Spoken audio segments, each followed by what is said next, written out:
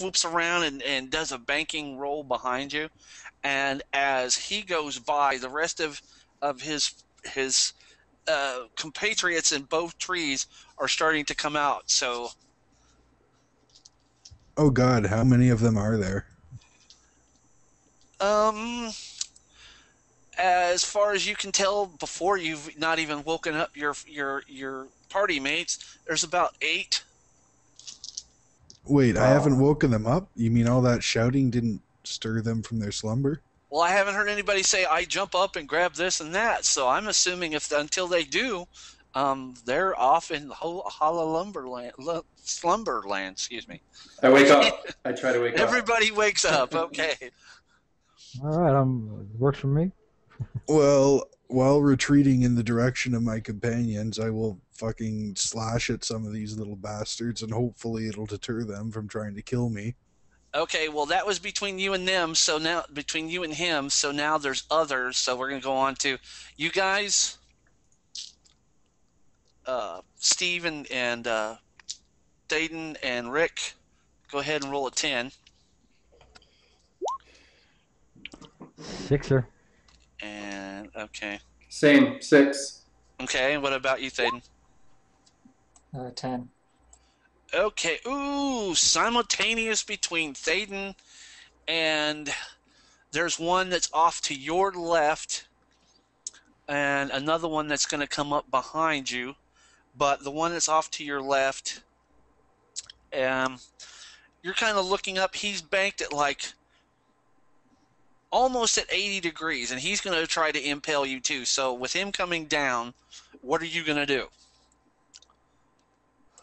I'm going to throw sand in his eyes in the form of color spray. Oh no, that color spray again. Okay, and there's one that's kind of off to the side of him within the range. So those two drop. Color spray just hits them, and they excuse me, hit the ground. But you still got 5 more that are flying around. Next, there's some of them. There's one that's over coming on the other side of the fire line to where Rick and Gorm are. And go ahead, Gorm, and you get to do your thing. They're up in the air, so there's nothing that's like they're all trying to like swoop and dive and confuse you and get you guys into different areas so that they can attack you better. But in striking terms, the closest one to you is like 8 to 10 feet away, coming crosswise and up in the air wise. I'm gonna wait for one to get within striking distance and save my blow. Okay, so Try you're to play ready. baseball with one of them. You're readying your blow. Okay, so what are you gonna do, Rick? I'll just try and shoot one with a sling, I guess. Okay, so go ahead. Let me bring this up real quick. All right, man. What is your THACO 20? All right, go ahead and roll. I rolled a 10. Oh, that sling bullet just goes whizzes past him. You were close, but just didn't do it. Okay, so now we got that. Okay, now there's this one that you readied yourself for. He is in striking distance now, Gorm. All right. He's going to try to impale your chest. I hit an armor class 2. What did you roll? I rolled an 18. Oh man, what were you using? What is your weapon? Maul. Oh, he splatted. He's done for. All right. You kind of like hit him. He came down on the ground, and that blow just took him onto the rocky ground beneath you, and you just hear this crunch. This thing spread out. His beak's all twisted off to the side. So there's 2 that are down from the color spray. This one just he just ate it. It was just death on 2 legs. He couldn't get past it. But these other guys, and when they see this one that Gorm, they start to get really agitated, and they're squawking and making those noises and just going basically apeshit.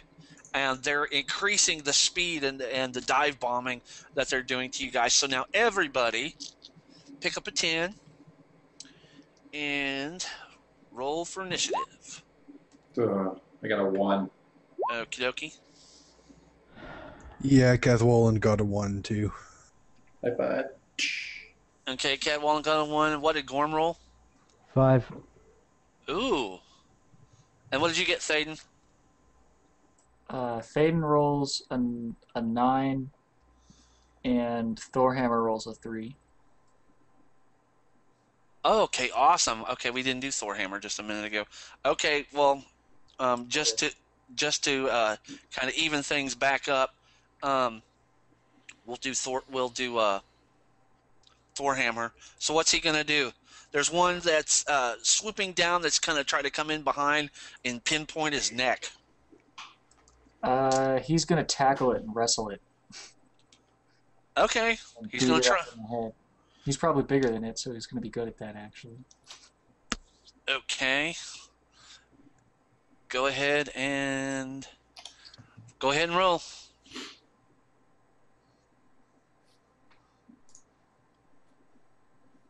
I probably didn't do it. You got like a 7 plus his modifiers. What's his modifiers? Bring it up to. He needs a 12. No, he got an 8. Okay, that one just You would have missed him. that one he didn't get pinpointed in the neck, but he just going after him, he kind of stumbled and fell forward on his face a little bit, so he's prone from that little stumbling of trying to tackle this guy. And you're up, Thaden. What are you gonna do? There's one now in the area where you're at. There are 2 of them that are coming around trying to do that. What's the show with Maverick? Top Gun. Top Gun. They're trying to do a Top Gun Maverick Iceman barrel roll double tweak on you because you're just, you're going after their people, and they don't like it, so they're trying to come and get you.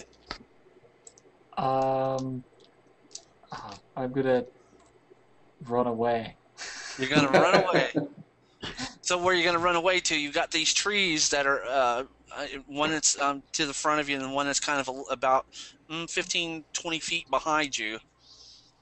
I'm going to use the tree as cover and continuously maneuver around the tree so that the tree is always between me and them. Which one? In front or behind you? The one that's behind me.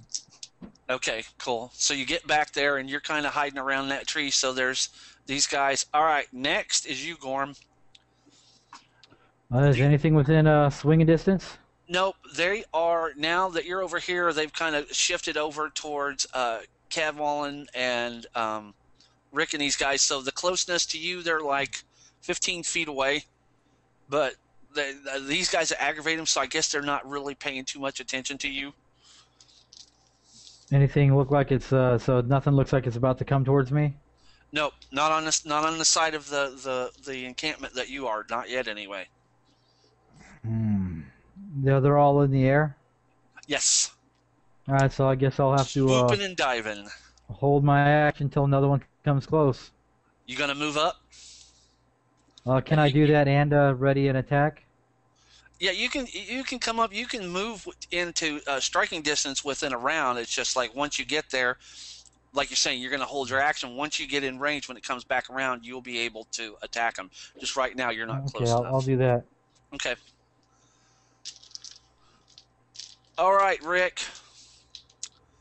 Okay, I'll try and shoot one with a bullet again. All right. Oh, God. I got a 4.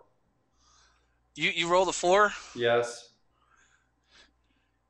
The offending die should be incinerated or melted or something. I don't have any others. I only have one set, so it's a pretty really? crappy. Yeah. I went and got this at the hobby shop recently, and yeah, I'm not liking it. I couldn't find my old dice, so... Wah, wah, wah. If Rick ever has a birthday, you guys need to send him some dice. No, he will never have a birthday. I was going to say, I hope If he freezes and stays this way forever, he'll never get dice.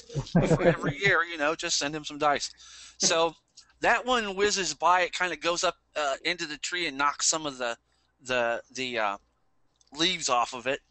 And hey, wait. Hey, Tim, real quick. Does ROF is rate of fire, right? Yeah. Because it says 2/1. Does that mean 2 and then 1? Like, what's his name had? You get 2 bullets per round. You get 2 bullets per 1 round. So I can fire again? Yes. All right, come on. Here we go. 18 plus 1 is 19. Okay, let me see here. What's your damage? Hang on. One, where, hold on. I thought that was on here. I gotta look on my PDF sheet. Oh no, here it is. For small and medium, 1d4 plus 1. What does that mean? Is that the size of the monster or the size of the person throwing it? The small is what? 1d4 plus 1, and large is what? The size of the monster. Size of the monster. These are small. Okay, so 1d4 plus 1? Okay. Yep. Sweet. 4 plus 1, 5. Yep. That one is completely out of it. He's gone. He's dead. So Die, now ugly thing. there are those 2 that are under the effect of the color spray. Now, does the color spray do damage, or it just knocks them out? It's just unconscious for 2d4 rounds, and I just rolled that. It's 5 rounds, so they're still unconscious for another 3. Okie dokie. So you've got, basically now you've got those, and you've got one more guy that's left. And he sees that he's the only one that's left, and he jets out of there. He's gone. He flies away, leaves his friends behind. Sweet. Can I take a shot at him?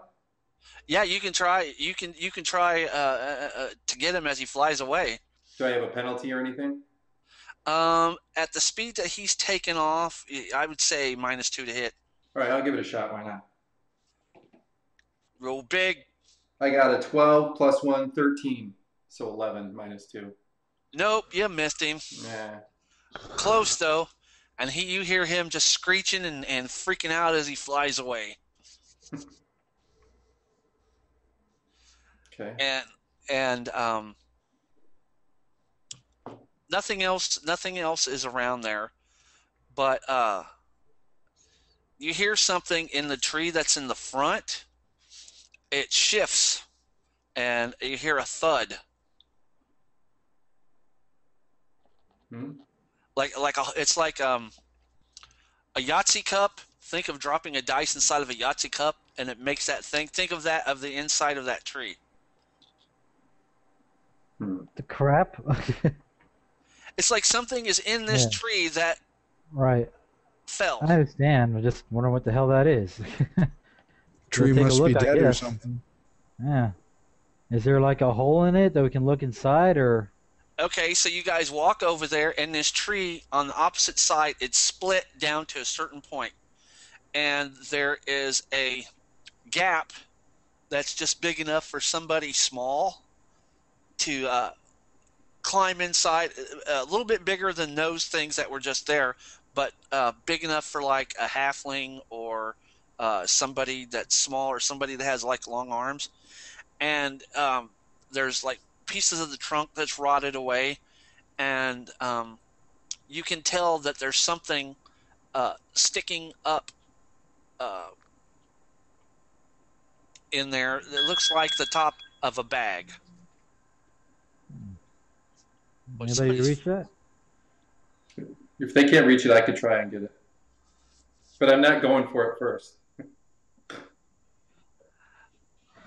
Okay, whoever wants to can go up there and try. I've got short, stubby arms. I don't fit. All right, fine, I'll go. So you go up, and you get hoisted up just enough to where you can get your arm in there, and you grab onto it, and you find a bag that is a leather bag that is in surprisingly good shape. And then underneath that is this pile of shiny something. Whoa, is that somebody's phone? Yeah, my dad just called me. Sorry about that. Oh, okay. I was thinking it sounds like that Halloween music. Halloween the movie. Yeah. But anyway, there's this bag, and then inside of the tree, there are looks to be a bunch of coins. There's money up here, guys. All right, I guess I'll just hand the bag down. Wait, what? There's money Yeah, inside of a dead tree? I know, it's strange. Mm-hmm. Yeah. Creatures might have lived here before, and this could be the remnants of other fallen party members. Well, this bag's in pretty good shape. I'd wager that whoever left their money there is coming back there very soon. Probably a bandit. We should probably take it from him. Sounds good to me. Okay. I'll just start scooping the coins and, like, you know, handing them downward. Yeah, no honest man would leave his money there. Definitely. And it's not doing any good sitting in the tree. Exactly. There are charities we could give to. That's true. How many are there? Is it like a boatload? Like, am I knee deep in these coins or what? You're not knee deep in it, but because I can't get the stupid thing up and it's got all the amounts and stuff on there. Let's just say that there's probably close to 1,000. You can't tell if it's gold or whatever. It's a mystery until I can get this damn thing to let me into my notes. Which I'll give you guys afterwards, but there's that. But what I do know is the bag, if you can feel a little jaggedy thing, so is somebody going to open it? Yes, I'll open it. Inside of that bag, you find a gold lame fancy cup size, a little bit bigger than the sling that Rickon has, but it's fancier. It has a longer, so this is a sling that you find in there. And then you find 10 gems of various sizes. Wow. So is this sling made of gold, you said? It's not made of gold, but it looks golden. It looks like it's the sling is special. It has on the little thing where you put the sling bullet in, there's some little like reliefs and stuff kind of pressed into the leather and stuff like that. So it looks like a pretty cool sling. It's not your average one you just get at the weapons store, you know. If I may, Tim, gold is a pretty odd thing to put on an actual weapon. I mean, sometimes ceremonial. It's not gold. This isn't. There's no gold. There's no alloy. It's just painted. Oh, okay. Or you know how you can dye and make clothing any color. You can do the same thing with leather, and that's what this was. Well, in any case, it sticks out enough that I'd like to examine it and see if maybe it's a magical weapon or something. Do you have the ability to do that? I don't have detect magic or anything, but bards do have like a 5% chance to identify magical items, or at least their properties. I don't know, maybe I have to know it's magic before I can do that. Okay, hold on just a second.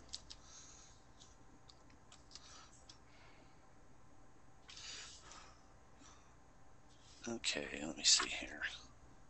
I think it translates to the bard has heard stories or been shown various oddities in his time working as a bard.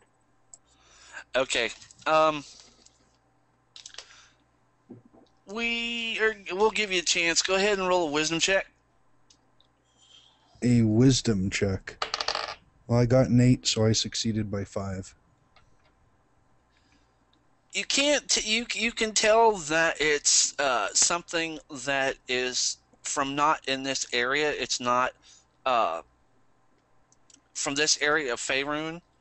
You think it's from one of the areas like Kalimport or Symbia. It's special. You can't tell if it's directly magical, but you can tell that it is exceptional. What an interesting little curiosity. Well, I will share my knowledge with the others, and I'll make, maybe seem a bit pompous talking about far-off places like Kalimport.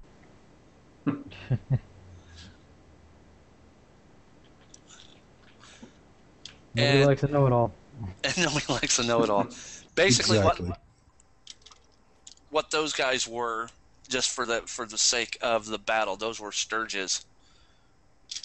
Oh, I knew. Which I mean, just the way that they were. I'm thinking the one thing is at least you've got the wizard with you because that color spray is a son of a bitch.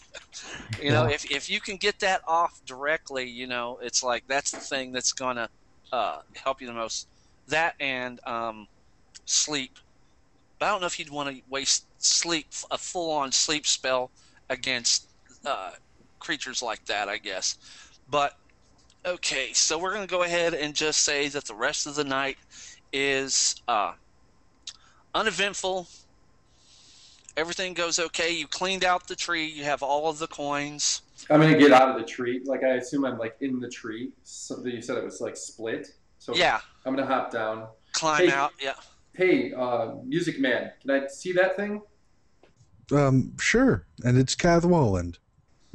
Cath Walland. My apologies. So, can I just check it out? Like, can I take a shot with it just to see if it's any more accurate or anything?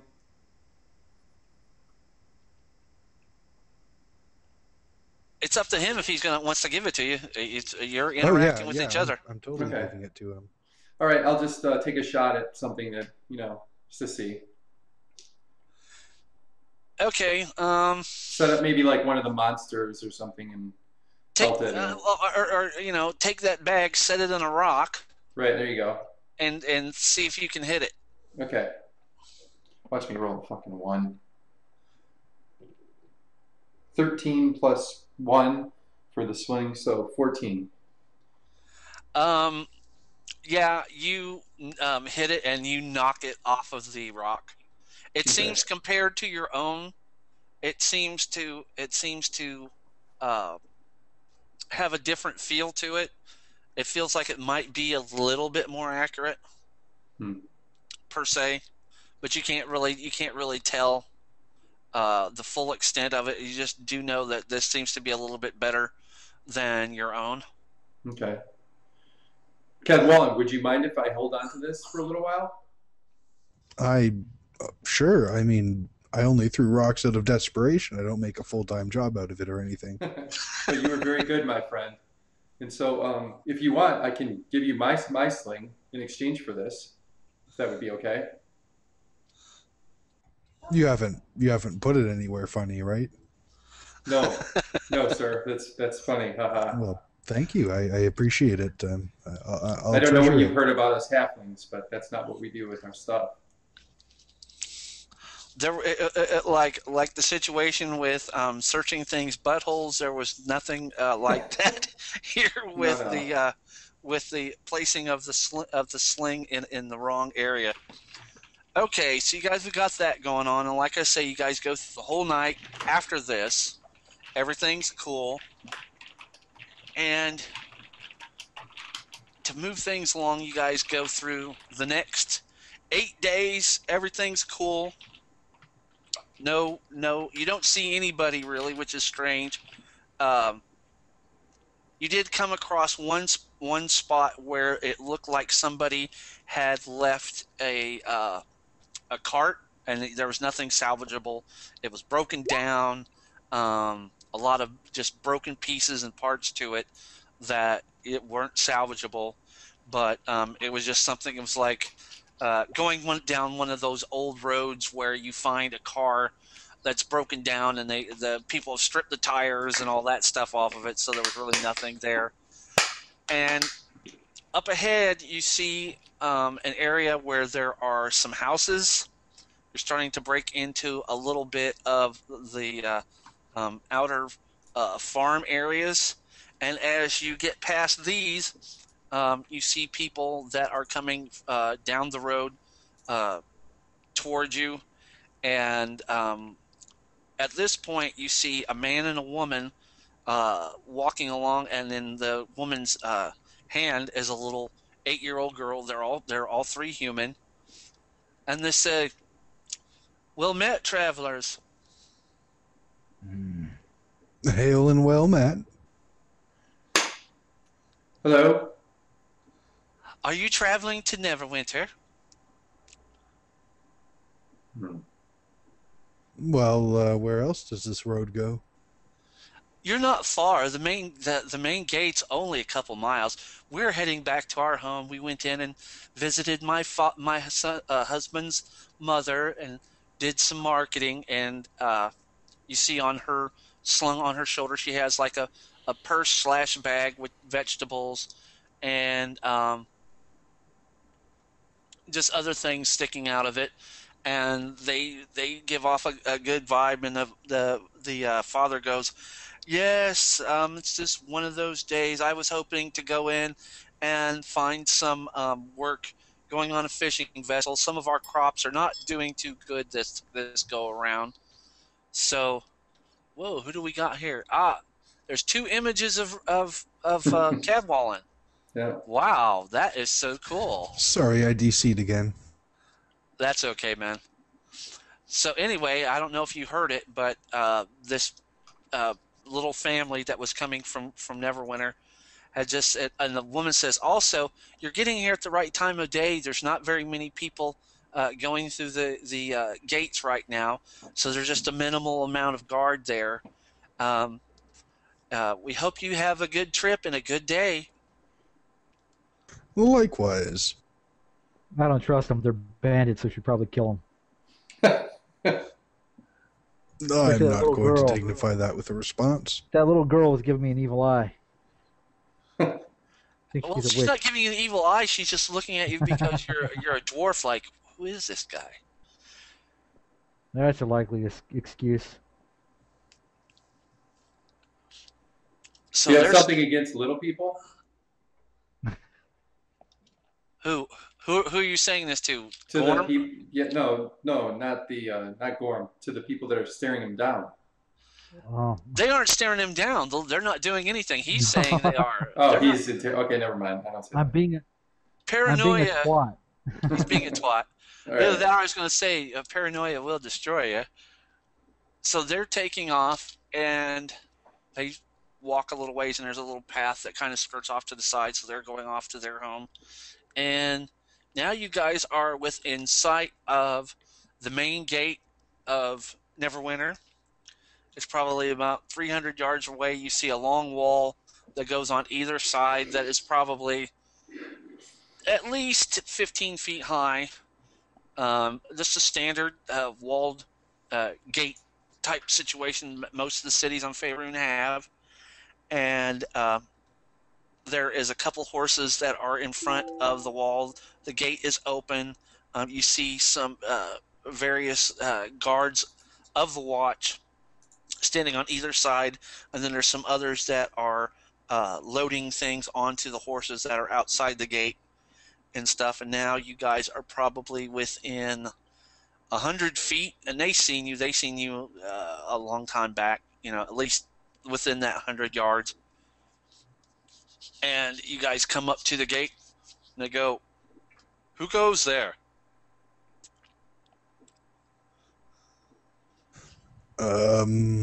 Us? Who is Right. us? Travelers from Waterdeep. Oh, and when you say Waterdeep, he goes into the gatehouse, and he comes back, and he goes, were you sent here by the Lord of Waterdeep? Who's asking?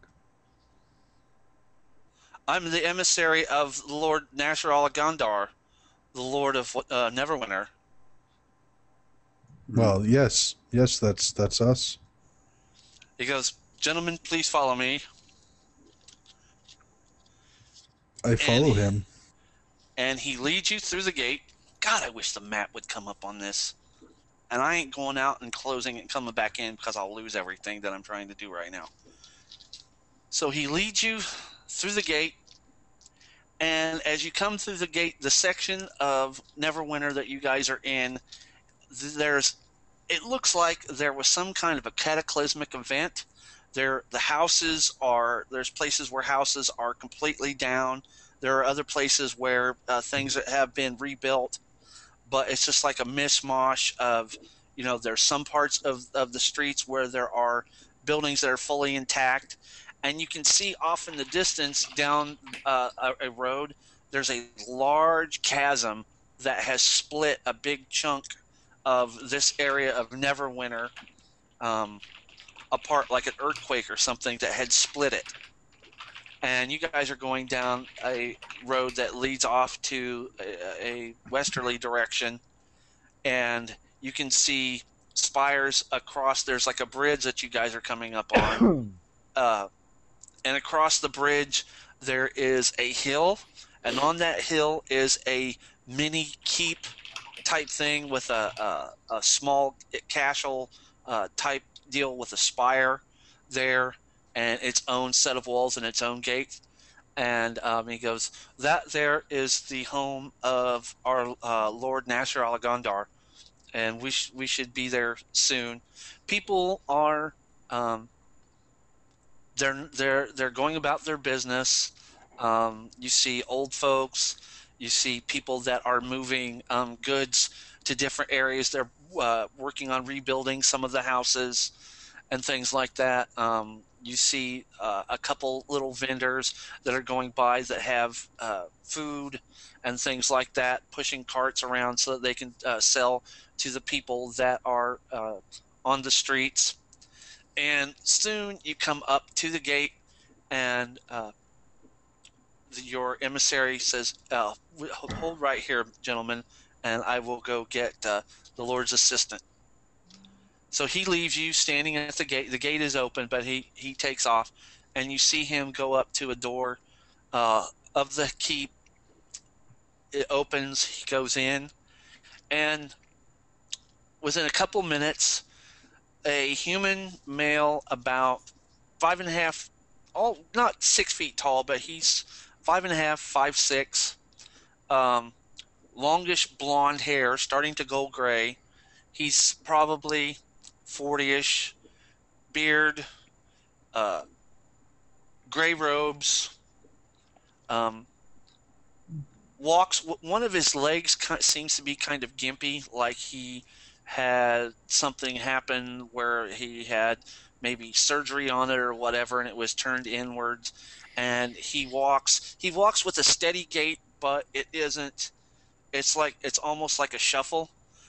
He seems to be amiable looking fellow. You don't see any malevolence in his eyes or anything like that. And he goes, "Ah, yes, we've been waiting for you. Gentlemen, please follow me. We'll take you directly to the Lord himself." I guess we'll follow him.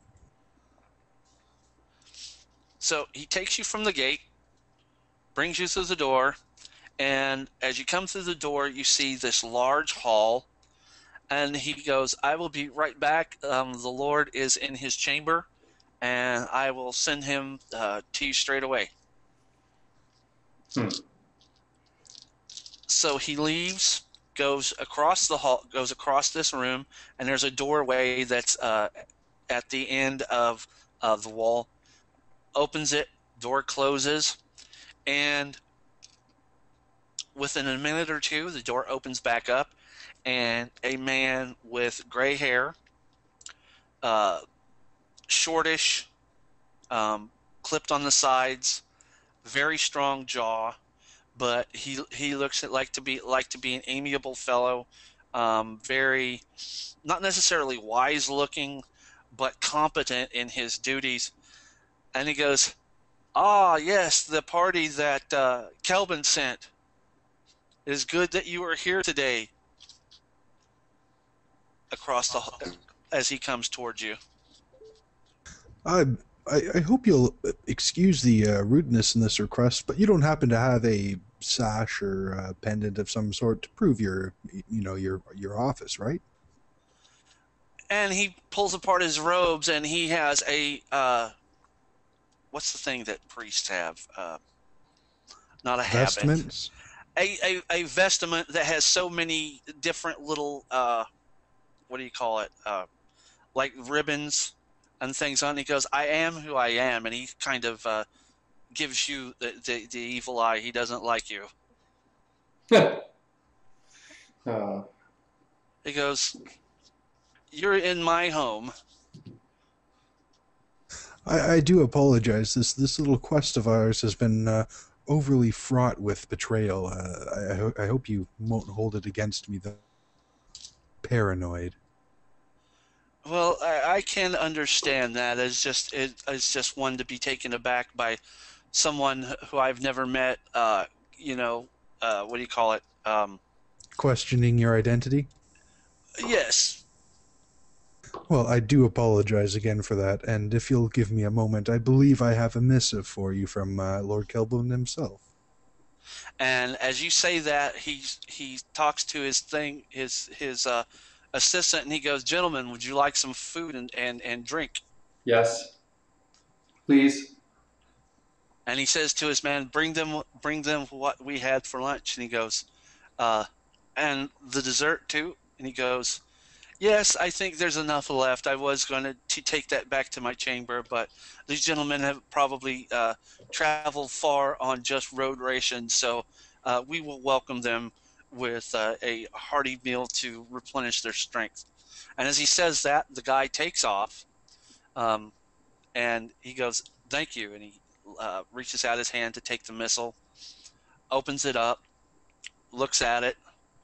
He goes, "Gentlemen, would you take a seat?" And off to the left, there is a large round table, not as big as the round table, but a large round table with chairs and candles and some other utensils that have been left there from the earlier lunchtime meal that they had. They haven't been completely gotten off yet. And he says, "Now, gentlemen, please sit." Sit down. Many thanks for the meal, sir. "You're welcome." And as he's saying that, the guy comes back with two young serving girls, and they come around to each one of your seats and sets before you a plate that has some large potatoes, a Cornish hen, a greens salad that were picked from the farms outside of Neverwinter, and there are these clear tankards / goblets that have this just honey amber see-through with this head of foam that's like 3 inches thick across the top ale. And he goes, "This is from my own stock that I brewed myself," and has the serving girl put down all of the tankards. Tim, you did such a good job describing how delicious the food is that my guy is not even going to check for poison. He's going to dig in. Yeah, I'll take some of the beer too. And Lord Nasher, he has his own specific tankard, which is double the size of yours. And he takes a big pull out of it, and he's reading the missile. And as he's reading it, he kind of scratches his head. There's a couple of instances where he kind of his brow furrows. He gets a worried look in a couple spots, and then he takes it and closes it and ties it up. And he goes, "Yes, I can imagine that this journey has been a little bit not just fraught with danger, but confusing. Well, in time, things will become more clear. There are things about this that I don't even know. I do know that between the partnership between Waterdeep and Neverwinter is being stressed by the situation of that is pretended by our seers and our mages and things like that. And one of the things that Lord Kelbon wanted done to help you through future adventures is he commissioned some items that would be useful to help you in future travels. The only thing is, though, they are not here, but they are across the Neverwinter Wood in a place called the Tower of Twilight. If I can beg your pardon, why would he commission these items and then have them sent to this place on the opposite side of a wood? They're being made there. Oh, okay. Sorry. That is quite all right. I've been instructed to give you as much help as I can while you are here, and that it would be uh, what's the word? Expeditious for you to travel onward across the Neverwinter Wood to meet Lord Malcor. He's an extraordinary mage, a jolly man, and very, very competent at what he does. And I do not know what he has for you. Kelvin would not tell me the particulars of it. He just asked me that to take the missile from you. And speaking of which, he goes, Drac, bring it. And as he says that, the guy bows and he turns and he goes, you were supposed to get the rest of the money that he talked about to you whenever you make it back to Waterdeep, but I've been instructed instead of making you wait that long. And you got 75 gold as you guys were leaving to get your appetite wet. And he said you'll split this 500 gold between you. So basically that comes out between 6 of you. That's 66, and there's like it's either 66 or 67. There's 1 or 2 gold left over. So between all of you, you guys will have that 66 or 67. Go ahead and make it 67. And he comes out and he has a tray that has all these different little pouches on it. And he goes, we went ahead and pouched it up for your convenience and stuff. And one of the serving girls is watching. He goes, "It's not rude. It isn't. Don't you think it's rather rude to ogle people while they're in the middle of a conversation? Get your work. Clear this stuff off of the table. It shows that we're slovenly, young woman." And she kind of looks at him like, "Okay, sir." And he goes, "Now, if you do what you're supposed to do around the kitchens here in a little bit, Magnolia is going to come and take you to the etiquette class." And she goes, "Ooh, etiquette class is a thing that he wanted to have some of the younger women in Neverwinter to go through, because the population has been fluctuated because of what happened with there was like a cataclysmic event that split part of the town, and it really ruptured the ground areas around a large portion of Neverwinter, and people freaked out, and it was hard for them to get back in the societal groove, and it caused a lot of the men to leave, and women got really grumpy. They weren't going out. The population started to dwindle because all the men were either out adventuring or off to other places to bring back materials that were needed to help rebuild. And this is the etiquette class as a way for women to attract husbands. And what does a woman want more than the ability to attract a husband? You know, how to sweet talk them, because a lot of these men that come back are like, "No, I'm hardened. I'm a hardened road dog. You're going to have to be more than just good looking for me to want to take you as my bride." And she kind of jets off. She goes and gets a mop. There's a couple of spills that are under the table. She mops them, takes the stuff off of the table. She's looking over at Cadwallon, and she's kind of throwing him the eye. I don't know what it is about bards. They just have this magnetism thing that just, bards don't have to do anything, but she notices you and goes off. And as she's looking over at Cadwallon, Lord Nasher is going, he's just kind of giving the universal bard's head shake. It's like he knows the the attraction that they throw out. He sees what's coming. Unattentitively by that, and she's gone. Lord Nasher says Malcor will have the items done in 2 days to get to his. Boy, somebody's throwing off a major buzz. I don't hear that. Okay, now it's gone. Awesome. I couldn't hear. I just heard this really heavy buzz. And all I know is that I am to afford you gentlemen the hospitalities of the city.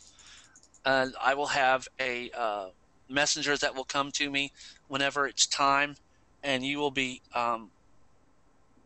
given well, there would have been a map if I could get this stupid roll 20 to work.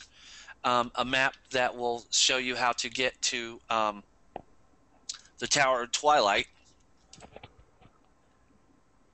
And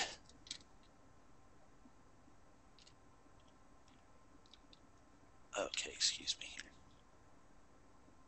All right, so you guys have your money, and it's all there. Water Davian coin. And he goes, "You gentlemen are welcome to stay here within the keep, or at your leisure, you may find one of our many fine inns and beds and breakfast here in town if you are wanting to explore and learn more about our fair city here in Neverwinter.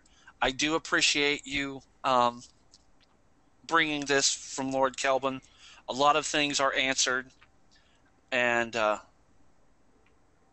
if you have any questions, I am open to maybe shedding some light on whatever you may need to know."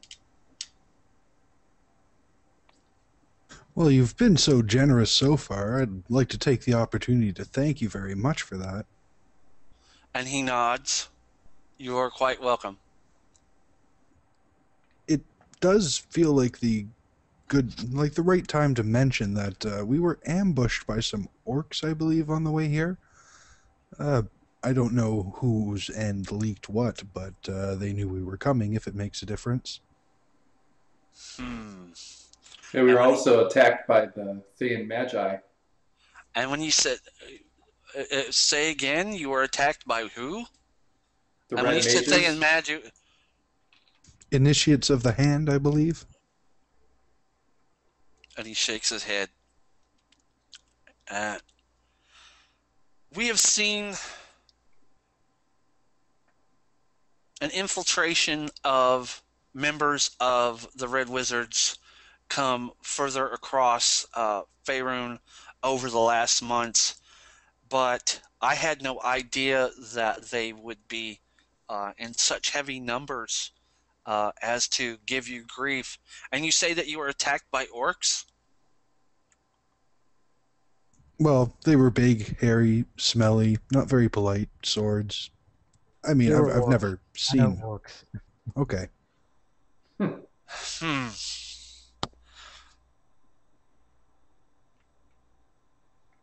Maybe it is part of that. Malcor might know. And he just shakes his head. He goes, about the Thay, I do know that the Thay, the Red Wizards have been infiltrating more into the larger cities such as Waterdeep and Neverwinter, and even as far as Baldur's Gate, but I just don't know why they would be going in such great numbers, what their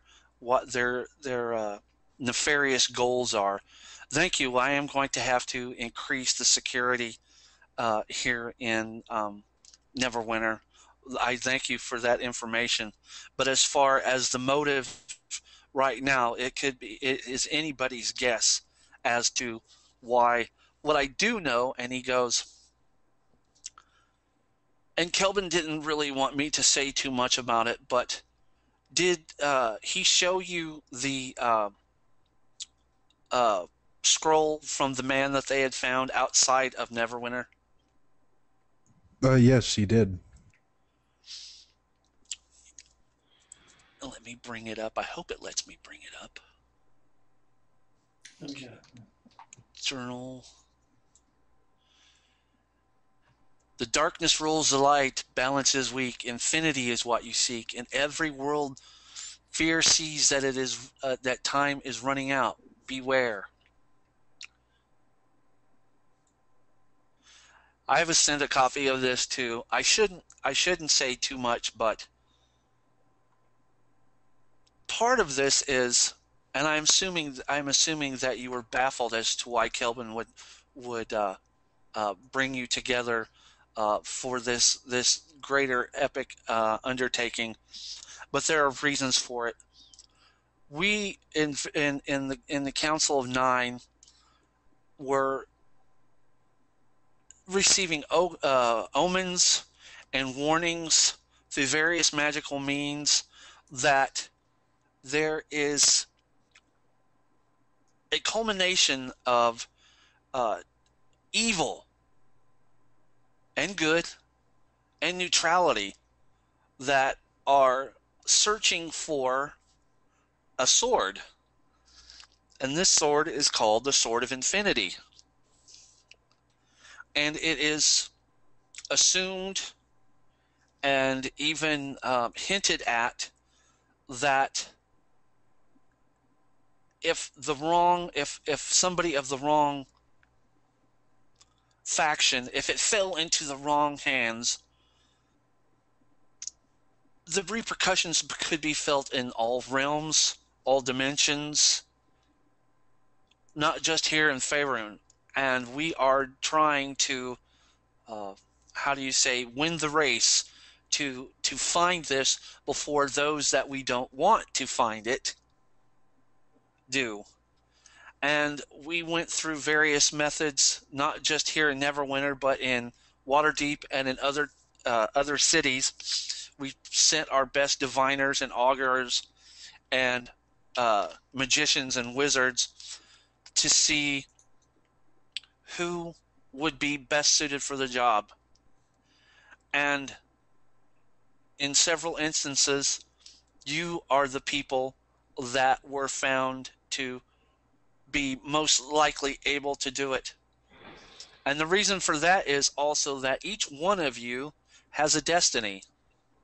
He looks at the cleric and he goes, I heard what happened to your clan. Several Yes. of us within the Nine have heard what has happened to your clan and what you would like to see happen. Mhm. Each one of you have had instances in your past that have been known through various divinations and auguries and omens. And the gods and the powers that be in all realms and all dimensions know that there has to be that one group, that one hope for humanity kind, for dwarven kind, that can do the job, that can stop these beings, which we think the red wizards are on it. And there's also the possibility, and he shudders when he says this, that the accursed dragon is also a part of this. And when he says that, he kind of puts his hand on his chin. And he's just like, when he says that, he's just really deep in thought for a minute, and he goes, everybody's journeys are going to be fraught with danger. We have spies, we have men of arms that are out in various parts of Faerun that are going through battles that are going to coincide with a lot of the things that you do. The quest itself is not going to be easy, but we think that you are the most suited for it. It is early on in your careers. You are young men. You are young in your convictions, and we do appreciate what you are doing. But we know that over time your strengths will grow, and you will achieve things that will bring glory and honor to yourselves, and could potentially save the destinies of millions and millions and millions. And he's saying this very. It's not like he's being very grave about it, but you can tell that the man is serious. He's not pulling any punches. He's saying that basically they're putting their money, their hope, and their They just want you guys to be able to do this, and they know it's going to take time, and that's why that they have started you out on this. And he goes, the items that are being crafted at the Tower of Twilight, what I do know is that in a future time, they are going to help you in your travels. I do not know. I am a minor mage at certain things, but I am not as powerful as Malcor. I am not even within the same realm as Kelvin, but I do love Neverwinter, and also I have been instructed to ready a ship because once if you do continue on to uh, the Tower of Twilight, that there may be another quest, as it were, for you to take in Moonshade. But right now, we must get you to the Tower of Twilight and get you the things that Malcor has for you. No pressure. Yeah. Just the whole world, You are guys. Superman! Dun, dun, dun. With the cape, you're standing on the earth with the little American flag and the wind blowing behind you. I'm going Each to one just of shut you- my beer all the way down. I need to get wasted a Yeah, little continue bit. drinking. This is a lot to take in at once. And he waves to his guy, would you gentlemen like another draught? Indeed. Always. Keep them coming. So the girl sees it. She goes off into the kitchen. You hear some distant clankings and stuff, and she comes back, and this time she sets the tray down in front of you, and instead of the small glasses that you have, she gives you tankards that are the same size as Nasher's. She goes, gentlemen, I thought you would like this a little bit better. And it's the same, and the ale that you're drinking is just beautiful. It's like- good. It's good. It's very good. I But like now this you're one. getting- She's a quick thinker. She's quick on her feet, and she hands it to you. And he goes, gentlemen, I will leave you to your drink. If you have any more questions, please ask me now. I have some things that I need to take care of. You are welcome to stay here in the keep, or like I say, you can venture out into the city and are free to frequent any of our fine inns or other housing establishments. And I do thank you for bringing me this. And he sits there waiting to see if you have anything else that you need to ask him. I'm good. Tim, on a scale from 1 to 10, how hot is this chick? She's younger than the chick back in Waterdeep. Too young, too young. Well, she's like 19, but the only thing that's bad Old is enough. she wouldn't be bad looking except for the missing tooth in front and the unibrow. No questions. She'd be pretty if she wasn't so effing ugly.